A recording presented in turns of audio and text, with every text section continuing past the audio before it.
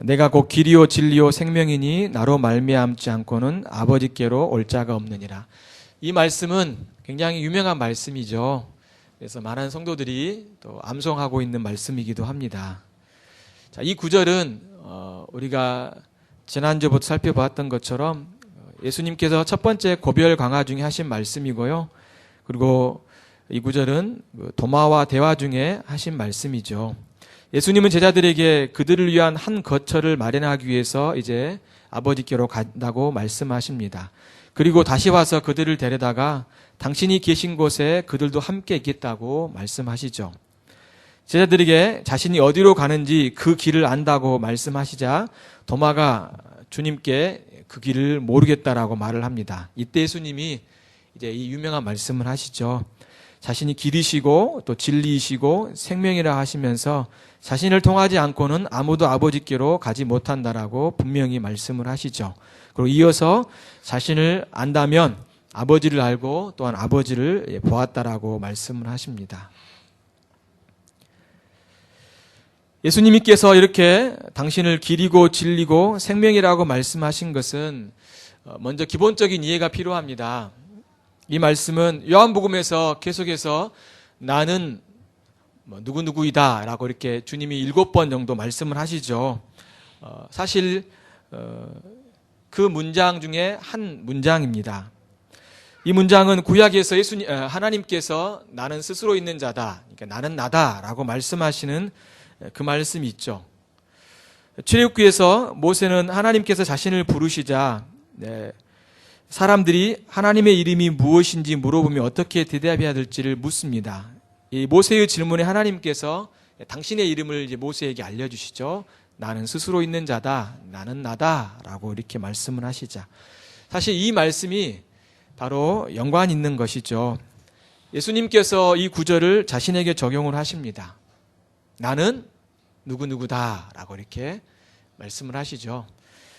이것은 결국 예수님께서 구약의 여호와 하나님과 동등된 분이심을 주장하고 있는 것입니다. 따라서 예수님은 자신을 길과 진리요 생명이라고 선언하신 것은 당신이 바로 하나님이라는 것을 제자들에게 지금 알려주고 있는 것입니다. 7절에서도 분명히 말씀하시죠. 너희가 나를 알았다라면 내 아버지도 알았으리로다. 이제부터는 너희가 그를 알았고 보았느니라고 말씀하십니다. 바로 예수님이 바로 하나님이신 것을 분명히 증거해 주고 있습니다.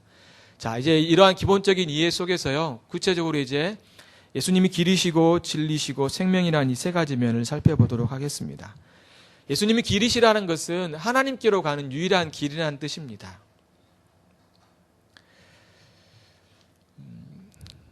예수님은 분명하게 하나님께로 갈 수 있는 길은 예수님밖에 없다라고 말씀하시죠.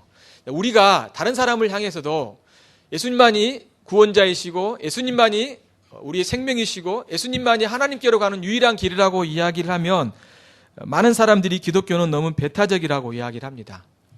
독선적이다. 심지어 너희들은 왜 관용이 없냐? 고리타분하다라고 말을 하죠. 일간신문 기자가 유명한 스님과 목사님이 차를 마시면서 나눈 이야기를 기사로 썼습니다. 그들이 나눈 대화는 이렇습니다.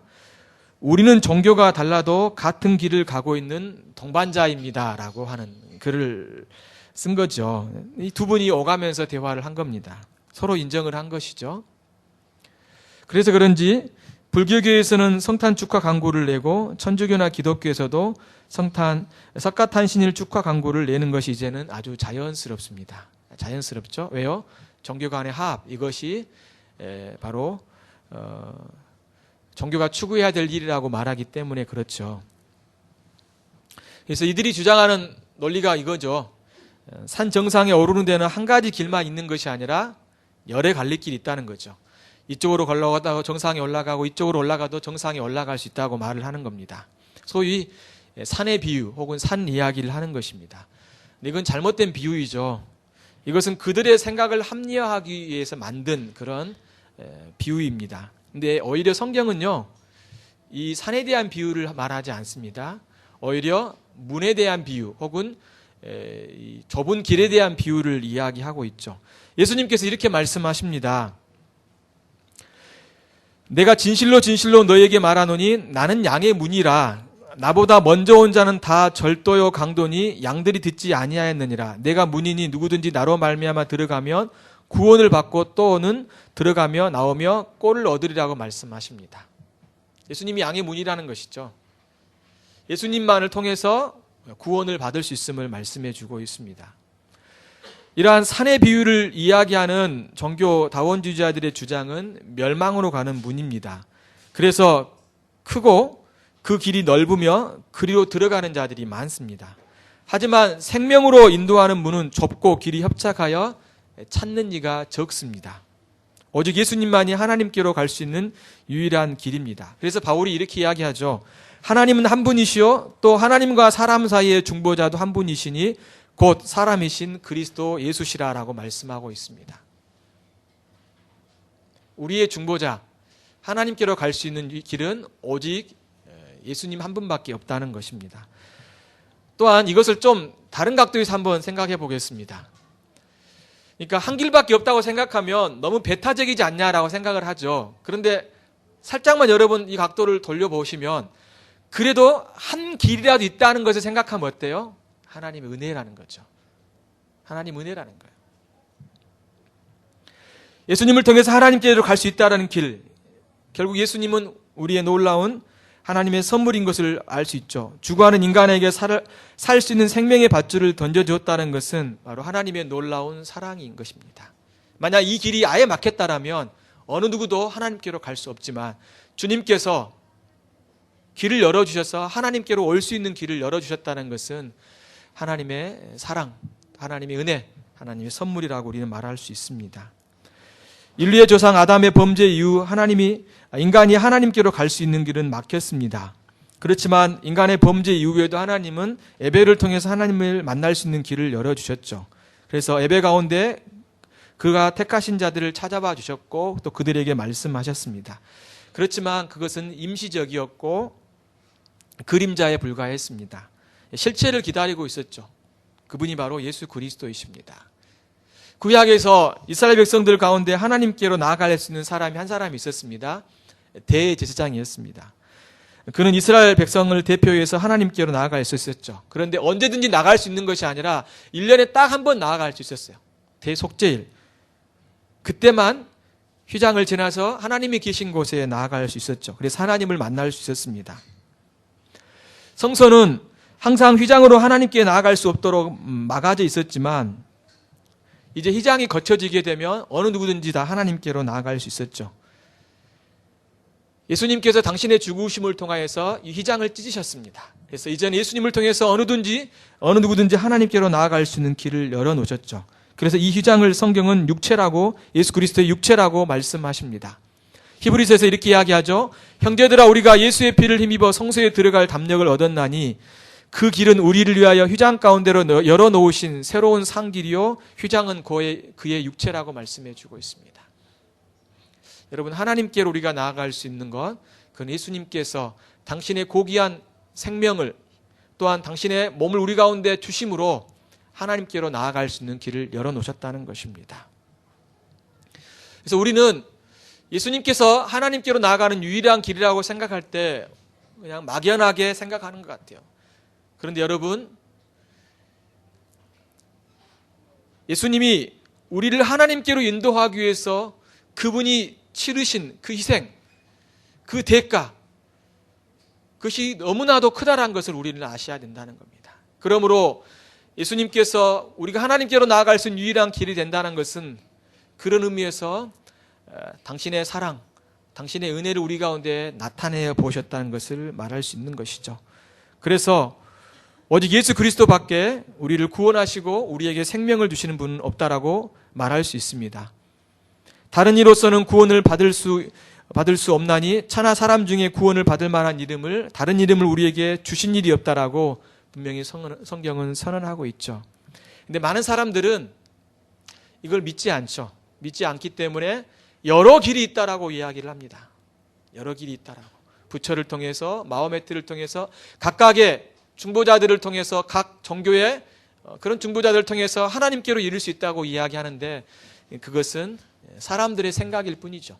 그렇지만 하나님 우리에게 오직 예수 그리스도만을 통해서 하나님께로 나아갈 수 있는 유일한 길이라고 분명하게 말씀해 주고 있죠. 사도행전에서는요, the way, 이 길이라는 표현을 기독교라고 지칭하기도 합니다. 그래서 이 길이란 말을 때로는 그 도라는 말로 쓰기도 해요. 바울이 회당에 들어가 석 달 동안 담대히 하나님의 나라에 대해서 전파합니다. 어떤 사람들은 마음이 굳어 순종하지 않고 무리 앞에서 이 도를 비방합니다. 그렇지만 바울은 그들을 떠나 제자들을 따로 세우고 두란노 서원에서 날마다 강론한다라고 말씀해 주고 있죠. 또한 바울이 예수 그리스도를 믿기 전에 그가 이렇게 이야기하고 있습니다. 담에석 여러 회당에 가져갈 공문을 청하니 이는 만일 그 도를 따르는 사람을 만나면 남녀를 막론하고 결박하여 예루살렘으로 잡아오려 함이라. 그 도, 그 길, 그죠? 이 길, 이 도, 이것은 바로 예수 그리스도를 믿는 기독교를 이야기해 주고 있습니다. 여러분, 이 길을 믿고 이 길을 따라가는 자들은 많은 핍박이 있었습니다. 사람들은 그 길을 따르는 것을 비방하였고 핍박하였죠. 그렇지만 믿는 자들은 그 길을 따르는 것을 주저하지 않았고 또한 그 핍박에도 불구하고 오히려 그들은 그 증거를, 그 도를, 그 길을 증거하는 삶을 살았습니다. 왜 그렇습니까? 예수 그리스도께서 하나님께로 가는 유일한 길이기 때문에 그렇습니다. 그래서 주님이 이렇게 말씀하시죠. 예수님을 따르는 것이 곧 하나님께로 가는 길이라고 말씀하십니다. 사람이 나를 섬기려면 나를 따르라. 나 있는 곳에 나를 섬기는 자도 거기 있으리니 사람이 나를 섬기면 내 아버지께서 그를 귀히 여기시리라고 말씀하십니다. 오직 예수님만을 통해서 하나님께로 갈 수 있는 유일한 길입니다. 여러분이 이것을 분명하게 확신하시고 그 주님만을 의지하시고 그 주님을 통해서 하나님께 나아갈 수 있음을 여러분이 끝까지 붙드셔야 됩니다. 두 번째는 예수님을 또한 진리라고 말씀하십니다. 당신은 바로 예수님께서 진리라고 선언해 주고 있죠. 요한복음에서는요, 이 진리란 말도 상당히 많이 언급해 주고 있습니다. 주님 이렇게 말씀하십니다. 말씀이 육신이 되어 우리 가운데 거하시며 우리가 그 영광을 보니 아버지의 독생자의 영광이요 은혜와 진리가 충만하다라고 말씀하십니다. 예수님께서 사람으로 오셨습니다.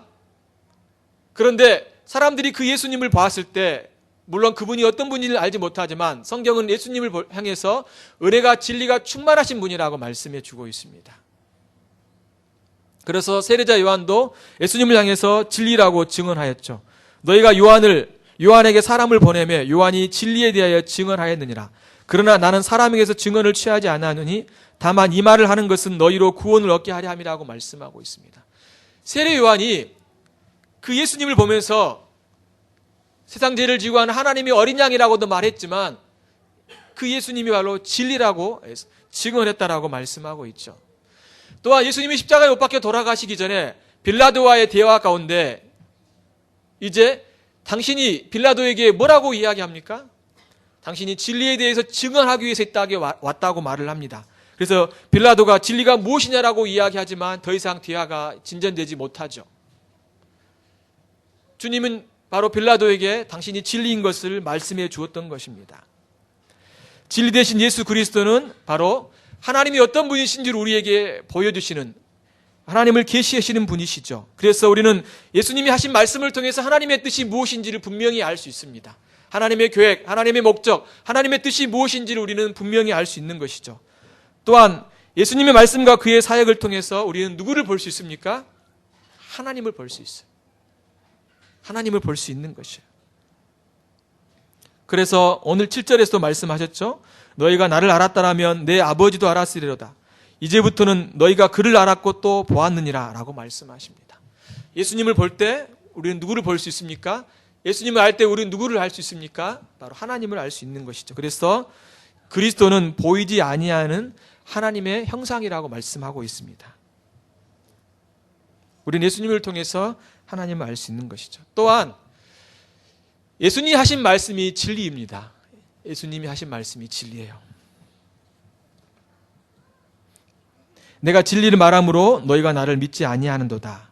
너희 중에 누가 나를 죄로 책잡겠느냐? 내가 진리를 말하는데도 어찌하여 나를 믿지 아니하냐 하시면서 주님이 그의 말씀을 바로 진리인 것을 말씀하고 있죠. 예수님이 진리를 말씀하셨기 때문에 많은 사람들이 그 진리를 믿기를 원하셨습니다. 그렇지만 사람들은 그를 믿지 않죠. 또한 오히려 그 진리를 거부하기도 합니다. 예수님의 말씀이 진리라면 그분이 하신 약속은 다 진리이죠. 또 그가 하신 사역도 다 진리입니다. 그래서 그가 하나님께로 가는 유일한 길이라고 말씀하신 것도 진리이고, 그가 우리에게 생명을 주신다고 말씀하신 것도 진리이고, 모든 죄인이 죄인이며 모든 인간이 죄인이며 그리스도께서 십자가의 죽음으로 인간의 죄를 용서하신 것도 진리입니다. 또한 우리를 그리스도를 믿고 자신의 죄를 회개하는 자만이 구원을 얻을 수 있다라고 말하는 것도 진리입니다. 또한 성경에서는 천국과 지옥이 있다라고 말씀하신 것도 진리입니다. 사람들이 걸려서 넘어지는 게 많은 것들이 있습니다. 어떤 경우 걸려서 넘어질까요? 천국이 있다라고 하면 걸려서 넘어지지는 않습니다. 그렇죠? 근데 지옥이 있다라고 하면 그것은 걸림돌이 돼요. 걸림돌이 돼요. 왜요? 사랑의 하나님이 어떻게 지옥을 만들 수 있느냐? 믿지 않는 자를 어떻게 지옥으로 보낼 수 있느냐? 도저히 그걸 받아들일 수 없다라고 말을 합니다. 그러면 예수님 스스로가 천국에 대한 말씀도 하시고 지옥에 대한 말씀도 하셨습니다. 몸은 죽여도 영혼은 능히 죽이지 못하는 자를 두려워하지 말고 오직 몸과 영혼을 능히 지옥에 멸하실 수 있는 자를 두려워하라고 말씀하시면서 주님이 지옥에 대해서 언급하셨습니다. 그런데 만약 주님의 말씀이 진리가 아니라면 이것도 다 거짓이겠죠. 또한 주님이 지옥에 대해서 이야기했음에도 불구하고 그걸 받아들이지 아니한다면 주님은 우리에게 거짓말을 하신 분이라고 말할 수밖에 없죠. 그런데 여러분, 주님이 진리이시다라면 천국뿐만 아니라 분명히 지옥도 분명히 존재하고, 또 주님께서는 그를 믿지 아니하고 그의 말씀에 순종하지 아니한 자들에게 또한 영원한 심판이 있다는 것도 다 진리인 것입니다. 사람들은 하나님을 향해서 좋은 면만 생각합니다. 사랑의 하나님, 좋으신 하나님, 은혜가 풍성하신 하나님이라고 말을 합니다만 그거는 반쪽짜리 진리에 불과한 겁니다. 여러분, 하나님은 거룩하신 분이십니다. 하나님은 공의로운 분이십니다. 죄에 대해서 심판하신 분이십니다. 그렇기 때문에 거기에 대해서 반드시 그가 죄를 짓고 하나님을 믿지 아니하고 또한 하나님을 반역하고 하나님을 거역한 자들 향해서는 주님께서는 반드시 심판하시는 분이셔요. 그렇기 때문에 지옥이 있는 것입니다. 거룩하신 분이시기 때문에, 공의로운 분이시기 때문에 반드시 거기에 대해서 심판하신 분이시기 때문에 지옥이 있는 거예요. 만약 주님이 거룩하지 아니하고 또한 주님이 공의롭지 아니한다라면 그분은 진리라고 말할 수 없어요. 왜? 많은 사람들이 죄를 짓고도 하나님을 믿지 않고도 여전히 주님이 다 받아주신다라면 그 하나님이 진리 하나님입니까? 그 하나님이 사랑의 하나님입니까? 아니에요. 자식을 사랑한다고 해서 자식이 잘못된 길을 가고 있는데 매를 들지 아니하고 야단치지 아니하고 그냥 내버려 두는 거, 그래 좋다, 내가 너를 사랑한다, 문제없다라고 말하는 부모가 정말로 사랑의 부모일까요? 결코 그렇지 않습니다. 가끔씩 걸림돌에 넘어질 때가 있지만 여러분, 저라도 그런 생각이 안 들겠습니까? 제 주위에 많은 사람들이 있고 또 그들도 예수를 믿고 함께 주님께 가기를 원하지만 그들이 주님을 믿지 아니할 때 그들이 지옥에 간다고 생각할 때 제 마음도 편하지 않아요. 괴로워요. 그래서 때로는 주님, 왜 주님은 사람들을 지옥으로 보내셔야 되고 왜 주님은 이것들을 주님께서 만드셨습니까? 라고 이야기를 할 때 음감이 들 때가 많이 있습니다. 그렇지만 그 한 가지만 보면 그렇게 생각할지 모르겠지만 하나님이 어떤 분이신가라고 생각했을 때 우리는 인정할 수밖에 없어요. 왜? 하나님은 거룩하신 분이시고 하나님은 공의로운 분이시고 하나님은 진리 하나님이시기 때문에 그가 하신 말씀, 그가 하신 모든 사역이 바로 거짓이 아니고 참되신 것이기 때문에 우리는 이것을 받아들일 수밖에 없는 것입니다. 그렇지 않다면 하나님은 진리 하나님이라고 말할 수 없어요. 그분이 진리라고 말할 수 없는 거예요. 왜요? 한 가지라도 거짓이라면 그건 진리라가 될 수 없는 거죠. 한 가지라도 거짓이라면. 그럼 우리는 주님을 진리로 믿는다라면 이러한 모든 것들도 우리는 받아들이는 것이 우리 인간의 생각을 넘어서서 하나님 말씀하신 것을 받아들이는 것이 무엇보다도 필요하다는 것입니다. 요즘 어떻습니까? 사람들이 하나님의 말씀이 자신의 기준이 되고 모든 것에 우선순위로 두기보다 인간의 이성이 하나님 말씀보다 더 위에 있는 시대 가운데 있습니다. 이러한 뿌리가 어디서부터 나오게 되었습니까? 18세기 계몽주의 사상에서부터 나오기 시작했죠. 하나님의 계시인 말씀의 절대적인 권위를 파기하고 인간의 이성에 절대적인 권위를 부여하기 시작합니다. 그러니까 인간의 이성으로 수용할 수 없는 것은 받아들이지 않는 거예요. 자, 한번 이야기해 볼까요? 하나님이 세상을 창조했다. 인간의 이성으로요, 받아들일 수 없는 거예요. 그건 과학적인 생각이 아니거든요. 또한 예수님께서 성령으로 잉태되셨다. 이거를 받아들일 수가 없는 겁니다. 또한 오병이의 기적으로 5,000명의 사람들을 먹이셨다. 받아들일 수 없어요. 받아들일 수 없어요. 또한 예수님께서 죽은 자 가운데서 다시 살아나셨다. 예수님의 부활. 이건 받아들일 수 없어요. 왜요? 과학적으로 검증할 수 없기 때문에 사람들이 무시하죠. 결국 이 말이 뭘 말합니까? 하나님이 행하신 것, 하나님이 말씀하신 것, 하나님의 말씀의 권위보다도 인간의 이성을 그 위에 두는 거예요. 그 위에 두는 겁니다. 그래서 하나님의 말씀으로 모든 것들을 판단하기보다 사람의 생각으로 모든 것들을 판단합니다. 그래서 하나님의 말씀조차도 인간의 이성으로 다 잣대를 대고 이것은 아니고 이것은 아니고 라고 말하면서 그들이 판가름을 내리는 그런 시대 가운데 살고 있는 것이죠. 근데 여러분, 성경은요, 처음부터 끝까지 초자연적인 것으로 가득 차였어요. 시작부터 마지막까지 초자연적인 것으로 가득 찼던 겁니다. 여러분, 세상을 만든 것도 그렇고요, 말씀으로요. 또한 요한계시록을 보면 새하늘과 새 땅, 천국이 있다는 이 초월적인 것에 대한 이야기도 하고 있습니다. 그 사이에 하나님이 행하신 모든 사건들도 다 초자연적인 사건들이에요. 그러면 인간의 이성, 과학적인 사고를 가지고 접근했을 때 결국은 성경은요, 다 가짜예요. 가짜. 오직 거기에서 그냥 이렇게 좋은 말씀이 있잖아요. 산상수훈과 같은 말씀. 가난한 자는 복이 있나니, 이런 도덕적인 교훈의 말씀은 좋아요. 그래서 간디도요, 예수님을 안 믿었지만 이 산상수훈의 말씀은 좋아했어요. 그냥 자기식대로 이해한 것이죠. 자기식대로 도덕적인 말씀을 그냥 좋아한 겁니다. 그래서 사람들은 성경을 읽을 때 그냥 이 땅에 살아가면서 내게 마음의 양식, 내 도덕적으로 어떻게 살아야 될지 하는 그런 어떤 좋은 지침이 되는 정도로 생각을 하죠. 좋은 지침입니다. 좋은 지침. 그래서 성경을 그렇게 접해요. 말씀보다 인간의 우성을 우위에 두는 것이죠. 하지만 예수님을 믿고 그의 가르침을 따르는 것은 결코 거짓이 아닙니다. 진리 안에 거하는 삶이라고 말할 수 있는 것이죠. 그리스도가 진리가 아니라면 이 세상에 진리는 없습니다.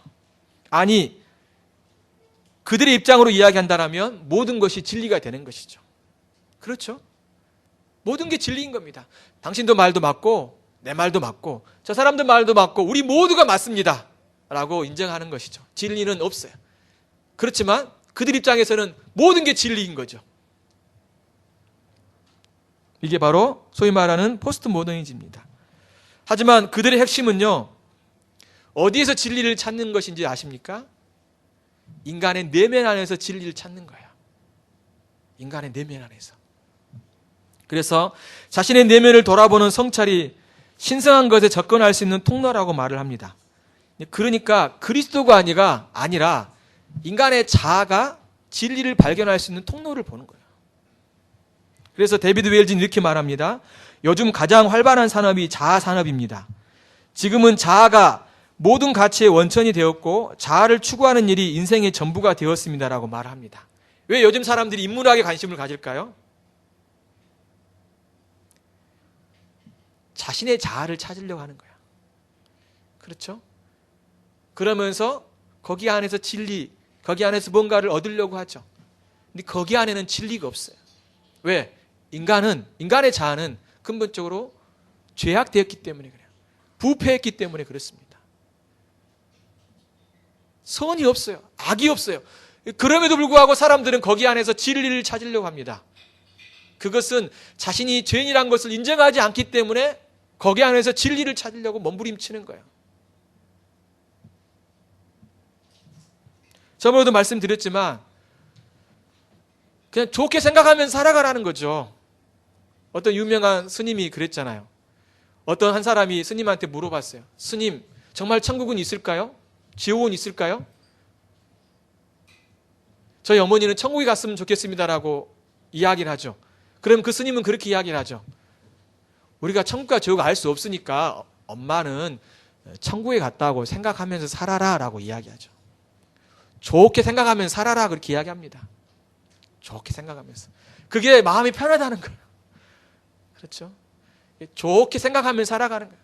그렇죠? 많은 사람들은 그렇죠. 하늘나라에 갔을 거야. 행복한 곳으로 갔을 거야. 명복을 빕니다. 크리스찬들은 명복을 빈다는 말은 의미가 없다겠죠? 그런 말들을 우리가 쓰는 게 아닙니다. 그 사람이 이제는 죽었기 때문에 죽은 사람을 명복을 빈다는 것은 우리에게는 적합하지 않는 말이야. 적합하지 않는 말이야. 우리가 죽은 사람을 복을 빌 수도 없고 의미가 없는 거기 때문에 그렇게 말할 필요가 없다는 것이죠.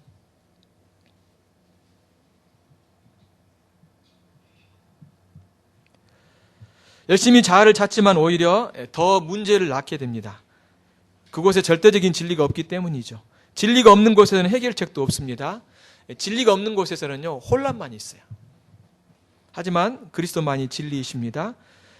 그리스도를 찾을 때 진리를 발견할 수 있죠. 진리 안에 참된 안식과 만족을 얻을 수 있습니다. 여러분, 방탕한 삶을 살다가 그리스도께로 돌아온 어거스틴의 고백을 기억하실 겁니다. 하나님이여, 당신의 품 안에 안기기 전까지 내 영혼에 참 안식이 없었습니다라고 고백합니다.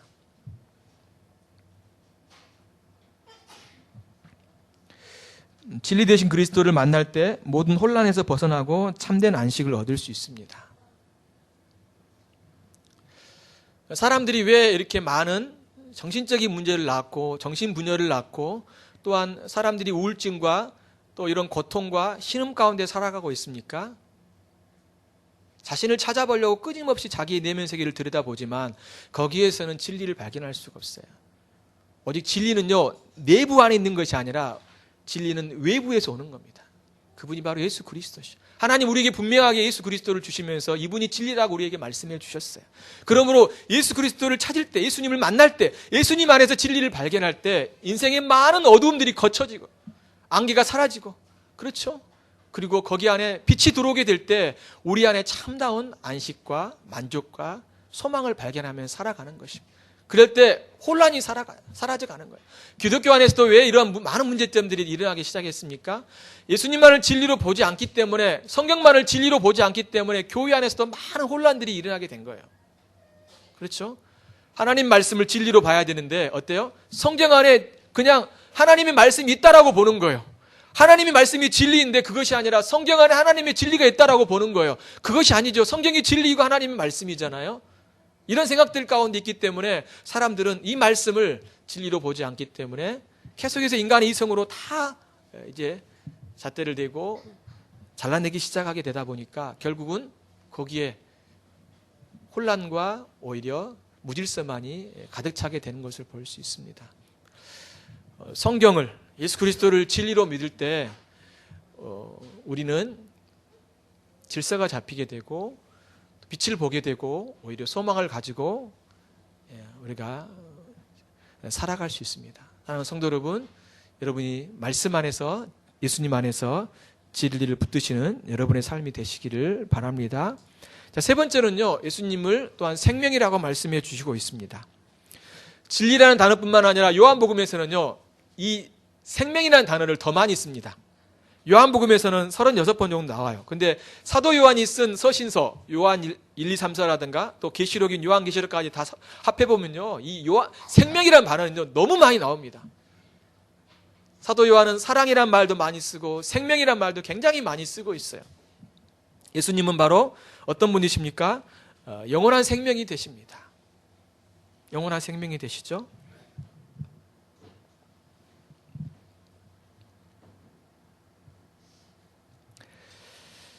그래서 오늘 이 요한복음 14장에서 말하는 나는 누구누구이다라고 하는 이 문장이 사실은 특별히 생명이라는 단어를 많이 쓰고 있습니다.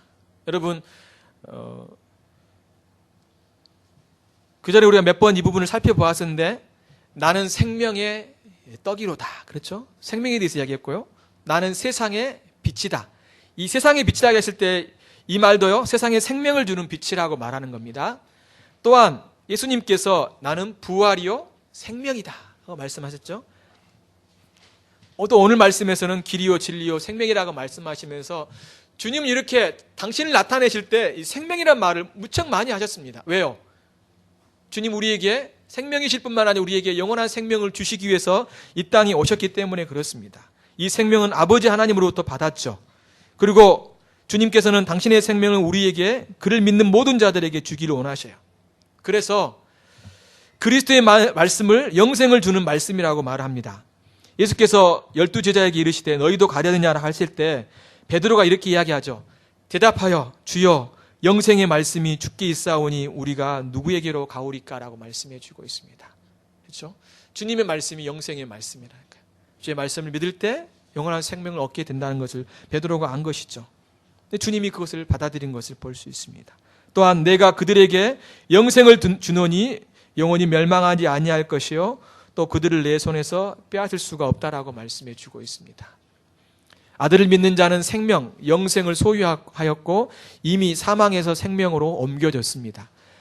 아버지의 뜻은 아들을 보고 믿는 자마다 영생을 얻는 이것이니 마지막 날에 내가 이를 다시 살리리라고 말씀해 주고 있습니다. 주님 우리에게 영생을 주시는 분이십니다. 그를 믿는 자에게 주님은 우리에게 영원한 생명을 주시죠. 그래서 우리가 잘 알고 있는 말씀, 영생은 곧 유일하신 참 하나님과 그가 보내신 자 예수 그리스도를 아는 것이라고 말합니다. 아는 것, 믿는 것이죠. 믿는 것, 의지하는 것, 또 그의 말씀에 순종하는 삶을 살아가는 자에게 주님은 영원한 생명을 주시는 분이라고 말씀해 주고 있죠.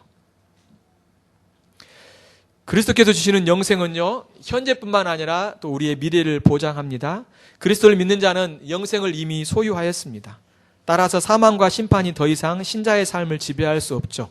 왜냐하면 영생은 그 안에 영원한 씨앗들을 소유하고 있기 때문에 그렇습니다. 그래서 예수님 이렇게 말씀하시죠. 이 물을 마시는 자마다 다시는 목마르려니와 내가 주는 물을 마시는 자는 영원히 목마르지 아니하리니 내가 주는 물은 그 속에서 영생하도록 솟아나는 샘물이 되리라 라고 말씀하십니다. 성령을 가리켜서 말씀하시는 거죠.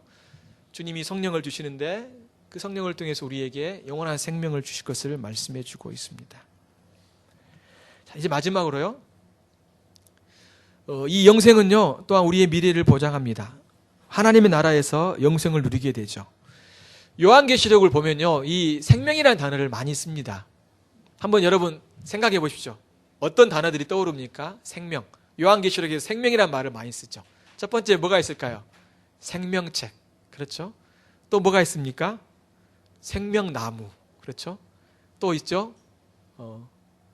생명수, 생명수. 또 한 가지 더 있습니다. 생명의 면류관, 생명의 관. 이러면서 계시록에 보면 생명이란 말을 많이 쓰고 있어요. 왜요? 새하늘과 새 땅에서 그 천국에서 주님 우리에게 이러한 놀라운 생명을 우리 가운데 주시는 분이시라는 것을 말씀해 주고 있는 것이죠. 놀랍지 않습니까? 새하늘과 새 땅, 주님이 계시는 그곳에서 우리는 주님이 놀라운 생명을 누리며 살아가게 된다는 것입니다. 생명수 샘에서 그분의 물을 먹고 생명의 관을 쓰고 생명나무의 열매를 먹게 되고 생명책에 기록된 사람들은 그 안에서 주님과 영원토록 함께하는 삶을 살게 되는 것이죠. 사랑하는 성도 여러분, 주님 우리에게 영원한 생명을 주기를 원하십니다. 이것을 소망하면서 살아가야 되는 거예요. 여러분 한번 생각해 보십시오. 주님 우리에게요 생명을 주기를 원하셔요. 사람들은 주님을 믿는 것이 껄끄러운 것 같습니다. 그리고 주님을 따르는 것이 귀찮은 것 같습니다. 주님을 따르는 것이 그냥 내 마음대로 내 생각대로 살지 못하도록 오히려 방해하는 것 같아요. 그 이유는 뭘까요? 여전히 자신의 삶의 중심이, 자아가 자신의 삶의 중심에 있기 때문에 그래요. 그렇죠? 그런 경우에는 주님의 생명을 얻을 수가 없어요. 오히려 우리는 우리 자신을 하나님 앞에 내어드리고 우리가 죄인인 것을 고백하고 그분만이 나에게 생명을 주실 수 있는 분이라는 걸 인정하고 그분께 나올 때 주님 우리에게 놀라운 선물로 생명을 주시는 분이시랍니다. 생명을 주신 분인데도 우리는 사람들은 생명을 받으려고 하지 않고 그분께 나오자 하지 않으려고 하죠. 참으로 어리석은 것입니다. 사랑하는 성도 여러분, 주님 우리에게 생명을 주기를 원하십니다. 영원한 생명을 주기를 원하십니다. 마음을 열고 그분이 주신 생명을 우리가 받아들이고 우리가 그분을 의지할 때 놀랍게 주님께서는 우리에게 은혜를 베풀어 주신 것을 기억하시고 생명이 주가 되신 예수 그리스도를 믿고 여러분이 온전히 주님만을 신뢰하는 여러분의 삶이 되시기를 바랍니다. 같이 기도하겠습니다. 이 시간 같이 함께 기도하십시다. 주님은 여러분에게 어떤 분이십니까? 하나님께로 가는 유일한 길이십니까? 또한 주님만이 여러분 진리라고 믿으십니까? 주님은 우리의 생명이 되신 분이신 걸 믿으십니까? 그렇습니다. 주님 우리가 이걸 믿고 받아들이기 원하십니다. 다시 한번 우리의 마음속에 주님만을 유일한 길과 생명과 진리한 걸 인정하고 또 붙드는 이 시간이 되었으면 되길 바랍니다. 같이 함께 기도하도록 하겠습니다. 하나님 아버지, 오늘도 아버지 앞에 나와 우리가 주의 은혜를 구합니다. 아버지 하나님, 참으로 주님만이 길과 진리와 생명이 되심을 고백합니다. 아버지 하나님, 많은 사람들이 주님 아닌 다른 곳에서